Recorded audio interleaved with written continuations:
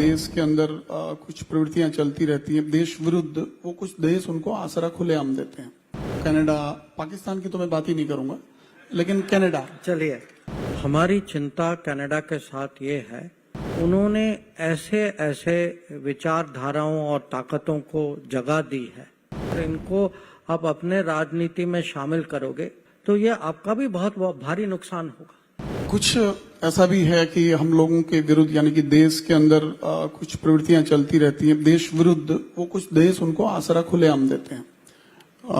Canada, Pakistan की तो मैं बात ही नहीं करूंगा, लेकिन कनाडा। चलिए, और यूके अभी काफी हद तक उसमें सुधार आया है, लेकिन फिर भी एक्टिविटीज हमारे देश के विरुद्ध वहां काफी कुछ है।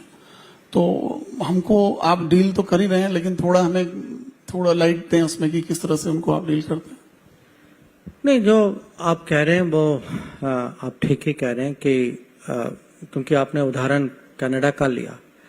हमारी चिंता कनाडा के साथ ये है कि उनके अपने राजनीति में उन्होंने ऐसे ऐसे विचारधाराओं और ताकतों को जगह दी है जो हमारे खिलाफ तो हैं, पर हम उनको कहते हैं कि भाई आपके लिए भी ये काम नहीं आएंगे कि आप अगर ऐसे लोगों को बसने दोगे और इनको आप अपने राजनीति में शामिल करोगे तो ये आपका भी बहुत भारी नुकसान होगा।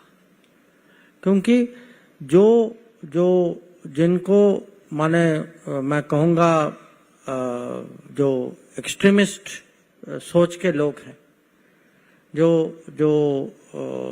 कभी कभी आतंकवाद की भी प्रशंसा करते, वो आप ही बताइए डेमोक्रेटिक सोसाइटी में, किसी भी डेमोक्रेट, मैं खाली कनाडा की बात नहीं कर रहा, कि एक बार आपने ऐसे लोगों को जगह दे दी और वो कहीं ना कहीं आपके पॉलिटिक्स में उन्होंने अपना स्पेस बना लिया, उसका तो दुरुपयोग जरूर करेंगे वो लोग। और जैसे मैंने कहा, जब एक बार स्पेस दे दिया फिर वो बोलने लग गए, फिर बातें आगे बढ़ गई, फिर उस रिश्तों पे तो उसका प्रभाव पड़ ही होता है।